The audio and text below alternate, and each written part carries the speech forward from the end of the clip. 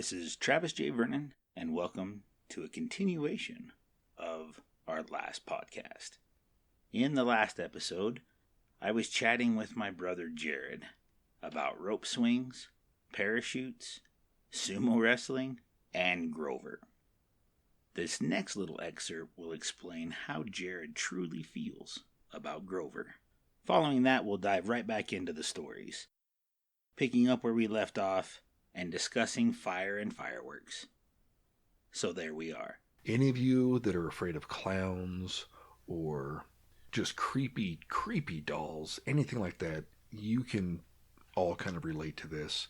That is how Grover was to us. Grover was just this possessed, demon-like, horribly terrifying little child's toy that had to be exorcised and burned.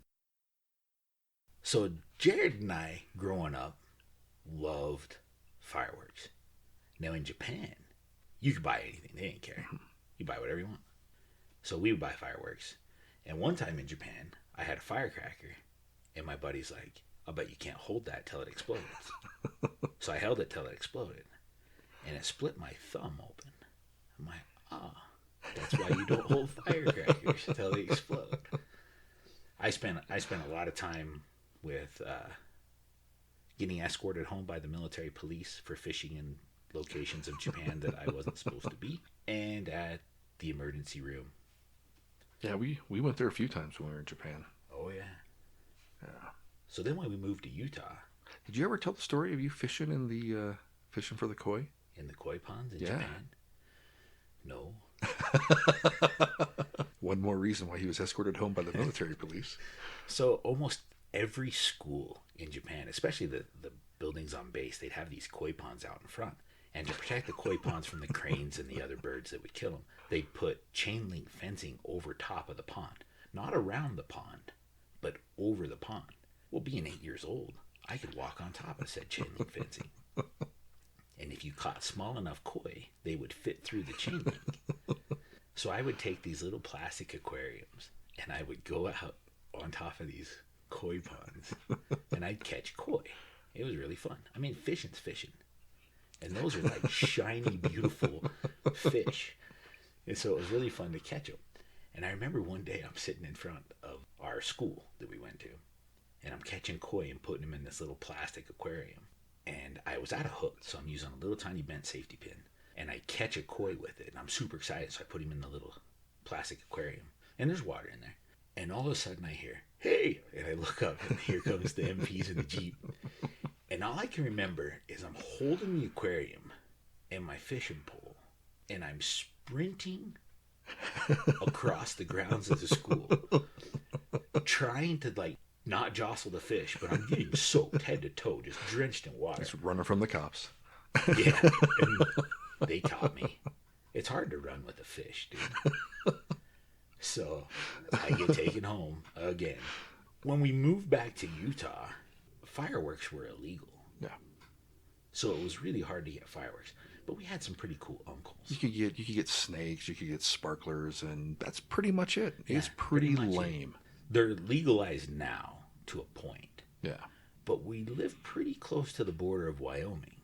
And Wyoming is a pretty special place. They're much less strict with their fireworks. As most Utahns know, every 4th of July, there is a pilgrimage for fireworks and booze. Mm-hmm. In fact, just as you get over the border into Wyoming, there are multiple liquor store / fireworks locations. And that's all they sell. That's all they sell is fireworks and liquor right across the border because that's what people in Utah want. They want their fireworks and they want their liquor. As soon as I turned 16, so that puts Jared at just over 11, almost 12, we would make firework runs because they still wouldn't sell you booze at 16. But I wanted fireworks. So we would go on these firework runs and buy... my favorite thing was screaming bottle rockets, whistling bottle rockets, because you could shoot those into the water, and as soon as they go into the water, it'd be like, boom. It's the coolest sound. I still like it. I'm still a child when it comes to that stuff. So one day, we're shooting off bottle rockets, and Mom and Dad come out and drop the hammer on us. You boys need to knock that off. Stop. no more. It's dry. There has been a lot of rain. Everything's dry. It'll catch on fire. The usual things that parents say to their younger kids about lighting off fireworks and just playing with fire in general. And we did live in the second driest state in the nation, so what they were saying was true. So we go in and start watching television. But we don't want to watch television. And they decide that they're going to go to Salt Lake. The last thing they say to us as they leave is, boys, no fireworks. So you can see about a half mile up the road from the house in the direction to Salt Lake. So as soon as that car went over that last little knoll, out we went. So we grab his Coke bottle and bottle rocket, and we go into the backyard and we start shooting off fireworks again. The last bottle rocket we had, the bottle tips over just as it shoots. Because it's windy, like we said. And the bottle rocket kind of goes over towards the field next to our property, which is about an 8-acre piece of sagebrush and grass owned by my grandfather. And the bottle rocket goes into that field, and then pop, pop. So we stand there for a while. We're watching. Nothing's happening. Whew, dodged a bullet. So back into the house we go. We clean up all the paraphernalia so we don't get in trouble. And we're sitting upstairs, and I'm a little parched. So I walk over to the kitchen sink, which overlooks my grandfather's field. And all I can see is flame. So it's, Jared, field's on fire. We got to go. So both of us are wearing shorts and flip-flops and T-shirts. Yep. We grab the hose, run out there, and we're using the garden hose and a bucket. And our quickly melting flip-flops. Because we're trying to stomp out this fire. Ever increasing brush fire. Brush fire. Because it's just dry grass, sagebrush, and 8 acres of that's it. So the fire it's going pretty well by the time we get out there. And we run out there, and since Travis is bigger, he's got the hose and he's got the bucket and he's spraying things down, and I'm running around and I'm trying to stomp on the flames and things. And it didn't take too long before there's a rather large pillar of smoke that was going up from this fire. And being in a rural community with farmers and everything else, neighbors started to come over to see if they could help. And so we're right there close to the road in the front part of this big field. Just the two of us in shorts and flip-flops and T-shirts. Neighbors are driving up on the road, and they're leaning out the window. Boys, you need any help? You guys got everything under control? Everything okay? We're like, yeah, we're fine. We got this. We're okay. We can take care of this. We're just going to put it out right now. We're putting it out. It's okay. And they were like, you boys sure you're okay? We're like, yeah, we're fine. Oh, yeah, everything's good.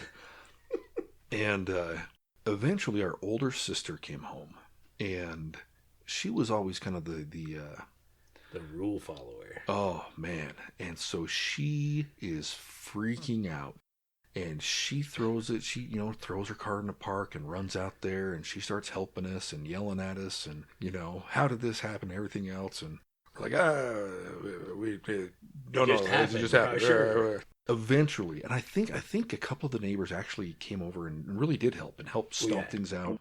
Well, once they saw our older sister there, and then they would say, hey, do you guys need help? She would, of course, say, yeah, we need help. Yeah, we couldn't fend them off. Of course, we didn't understand that the part of the fire that we couldn't see was quickly eating up the other acres of this field.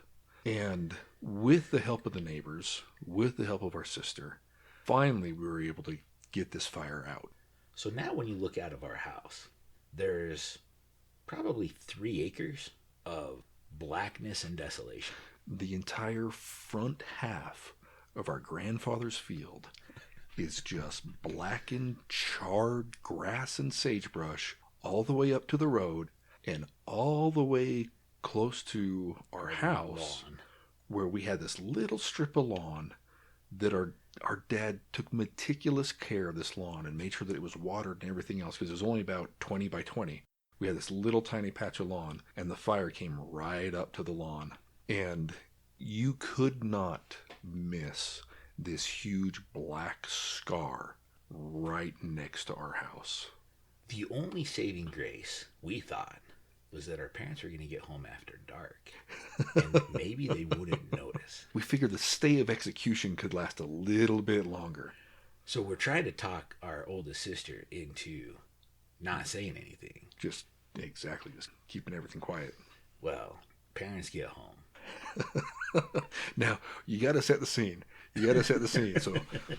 So there we are. We'd put our clothes in the dirty clothes because, thinking that would get rid of the smoke smell and everything else. And so our clothes, we kind of put them in the dirty clothes pile. And we'd showered and we were in new clothes and everything. And we're sitting down on the couch watching TV. And I'm sweating bullets. I'm like, this is going to be the end of my life. My parents are going to end me and my brother and just start over again. Just make some new ones. And I'm stressed. And so every time a car would come up on the road that we could see the headlights, we'd kind of pause and we'd wait and the car would go by.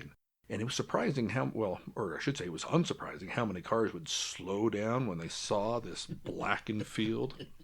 Because it's right at dusk. So there's still enough light that you can see the field's destroyed. Gone. Just completely gone. And then the worst thing happened. And we saw the brake lights, recognized the headlights and the brake lights and everything. And then we could see that it was our parents. And then the garage door down. Oh. So parents walk in. And my mother, with her sensitive nose, already knows what has happened. She already knows that there's been a massive fire. And the phrase that I've heard many times throughout my life, boys, what have you done? And this is from a retired Navy officer who is just stone cold, completely carved out of granite and just glaring at us with these almost divinely judgmental eyes saying, what have you done? I'm completely speechless. I'm ready to confess to anything and everything I've ever possibly done wrong, when all of a sudden I hear my brother say, what? Oh. Yeah. That was a bad day. We had a whole lot of chores after that, and we didn't get out the entire rest of the summer. All of our fireworks got confiscated, which was terrible because we used fireworks in our G.I. Joe and Star Wars battles. Yes, we did. In fact, here's a tip for everyone. If you take a red balloon, like a water balloon, because we always had, the water balloon size for throwing. If you take the red ones and cut them up very small with scissors into little pieces, place the red water balloon on a Army man or a G.I. Joe figure or a Star Wars figure, and then place them in a toaster oven. Yes, a toaster oven. The balloon has a lower melt temperature than the action figure, so you can create war wounds and battle wounds and stuff. Now, I did start 2 houses on fire with toaster ovens. But in my defense, I was making grilled cheese sandwiches both times I did that. It was not action figure related fires that I'd created. Proper use of toaster ovens. Well, yeah. They help. Well, those are some of our fun stories from growing up. We have a ton more. I'm amazed that we're alive. To be honest, there are days where I am just amazed that we are still alive. One, that we didn't kill ourselves in some stupid way, like falling off a roof or shooting each other with something, or one of the games we used to play was shooting the bow or shooting an arrow up in the sky and then making sure we weren't underneath it when it fell back down. Remember the time we put the broadhead in the rocket? And we shot the arrow into the sky, and then we both had that moment of, oh, I don't know where it is. Yeah. And we ran for the deck because that was the only place that we figured that we would be safe, is under the deck. Sometimes we didn't think through the consequences. In the process, we would say, ooh, this isn't going to end well. Yeah. We were like, oh, you know what'd be fun? It's kind of the little kid equivalent of hold my beer.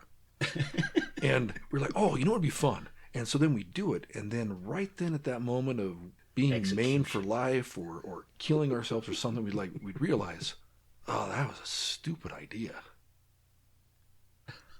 We've got a bunch of those. We've got a bunch of those stories. So we'll have to have Jared come back, tell some more stories. So get out there and live your stories.